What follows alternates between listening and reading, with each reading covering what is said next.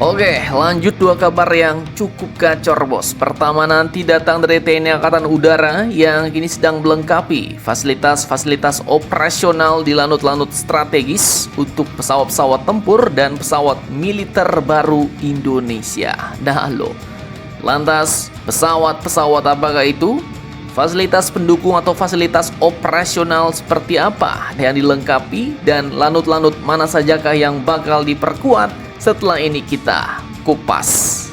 Kemudian kabar kedua nanti datang dari bidang antariksa Indonesia, di mana kini katanya Indonesia akan segera mempunyai observatorium terbaik di Asia. Nah, jadi ini bukan di ASEAN bos, bukan di Asia Tenggara, tapi langsung se-Asia. Nah, lantas fasilitas apakah ini?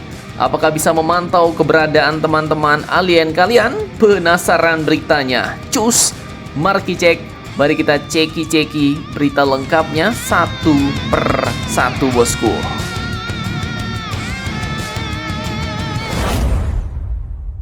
Oke, yang pertama pada Sabtu 9 Mei 2026 kemarin, Panglima Komando Operasi Udara Nasional atau Pangkopsutnas, Marskal Madya TNI Minggit Triwibowo menyampaikan bahwa TNI Angkatan Udara melalui Komando Daerah Udara atau Kodau 1 kini sedang menyiapkan fasilitas operasional besar-besaran bos untuk alutsista baru yang akan memperkuat wilayah udara Indonesia bagian barat. Dan yang disiapkan bukan pesawat kaleng-kaleng bos, mulai dari pesawat angkut strategis Airbus A400M yang akan beroperasi di Lanut Halim Perdana Kusuma Jakarta, dan jet tempur canggih Rafale kita yang kini akan ditempatkan di Lanut Rosmin Norjadin Pekanbaru Riau bos. Nah, pernyataan ini disampaikan Minggit Triwibowo usai pelantikan Marskal Pertama TNI Erwin Sugiandi sebagai Pangkodau 1 yang baru. Artinya, tugas besar kini ada di pundak Kodau 1, bukan cuma menjaga langit Indonesia, tapi juga mempersiapkan sangkar baru untuk pesawat-pesawat militer Angkatan Udara Indonesia bos. Karena ya, beli pesawat modern itu gampang bos kalau punya uang. Yang bikin pusing itu after sales-nya. Jet tempur canggih seperti Rafale itu ya bukan motor bebek juga yang tinggal isi bensin terus gas jalan ya kan. Ini pesawat yang isi kepalanya komputer semua nih. Salah colok kabel maintenance saja mungkin teknisinya bisa langsung diajak diskusi dalam bahasa Perancis. Bonjour, error detected. Nah loh. Jadi tujuannya jelas bos, agar kedatangan alutsista baru ini benar-benar bisa meningkatkan kekuatan tempur Indonesia secara signifikan, bukan sekedar pajangan saat HUT TNI. Nah, pertanyaannya sekarang, sebenarnya fasilitas seperti apa saja yang harus disiapkan untuk Rafale dan A400M ini? Apakah cukup cuma bangun hanggar besar? Kemudian, pangkalan-pangkalan mana lagi yang kini berada di bawah Kodau 1? Mana kira-kira lanut strategis yang harus di-upgrade duluan? Simak videonya sampai habis bosku.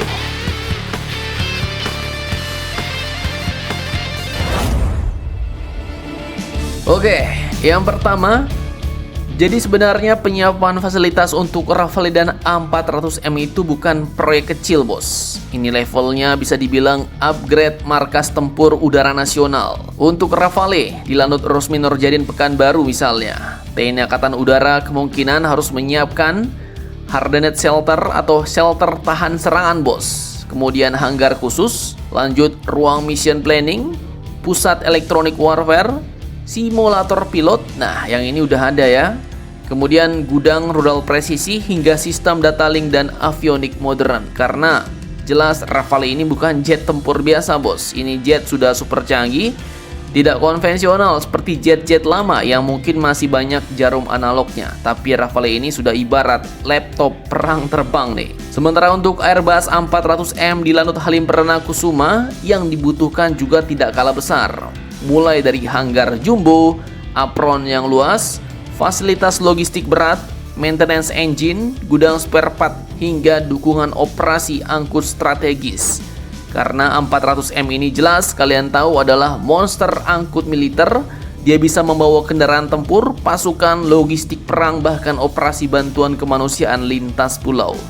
Dan karena ukuran serta teknologinya yang jumbo, ya otomatis fasilitas lama banyak yang harus di-upgrade bos. Nah, namun sayangnya Pangkopsutnas Minggit Wibowo belum menjelaskan target pasti kapan seluruh fasilitas itu bisa selesai, bos. Namun melihat kedatangan Rafale batch awal dan operasional A400M, kemungkinan pengerjaan infrastruktur ini sedang dipercepat, apalagi Rafale total sampai 42 unit dan A400M rencana mau nambah 4 unit lagi ya kan kalau jadi. Nah, perlu kalian tahu, di bawah Kodau 1 ini juga masih ada beberapa lanut strategis yang sangat penting, seperti Lanut Supadio Pontianak yang posisinya dekat Laut Natuna Utara dan perbatasan Malaysia, bos. Kemudian ada Lanut Raden Satja Natuna yang sekarang makin vital karena dekat Laut Cina Selatan. Kemudian Lanut Hang Nadim Batam yang sangat dekat dengan Singapura dan Selat Malaka. Selain itu juga ada Lanut Atang Senjaja Bogor, Lanut Hussein Sastra Negara Bandung, Lanut Suwondo Medan, Lanut Surya Dharma Kalijati, sampai dengan Lanut Maimun Saleh Sabang. Sebagian besar berada di wilayah barat Indonesia, bos. Mantap, mantap, jos.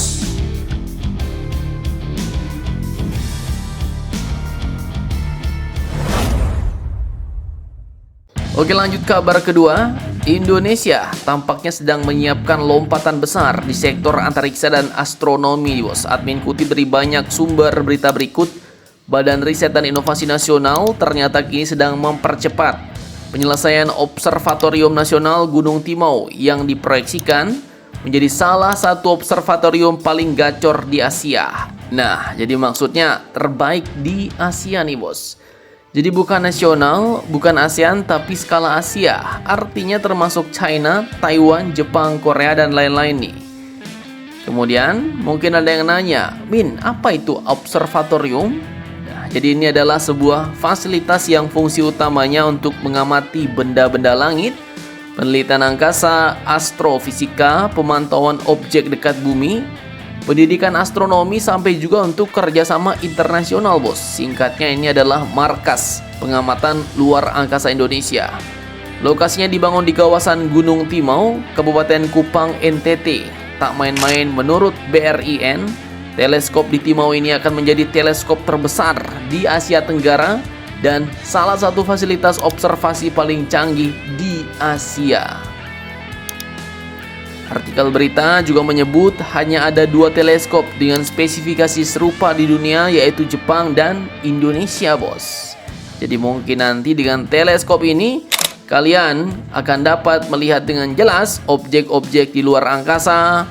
Mungkin ada alien yang lagi noki-noki di warkop di Mars, mungkin nampak kali ya kan? Canda, bos. Nah, intinya ini menunjukkan bahwa teknologi teleskopnya bukan kelas amatir, tapi sudah level riset internasional. Bahkan BRIN menyebut observatorium ini akan mendukung pengembangan spaceport alias bandar antariksa Biak, dan kini progres pembangunan observatorium ini sudah 95%, bos. Mantap, mantap, jos. Pertanyaannya, kalau kalian dikasih pinjam fasilitas ini, kalian mau pakai lihat apaan nih, bos? Jangan lupa komentar, tetaplah kalian barbar dan jangan santuy terus demi Indonesia tangguh. Salam Indomax, Indo Magazines.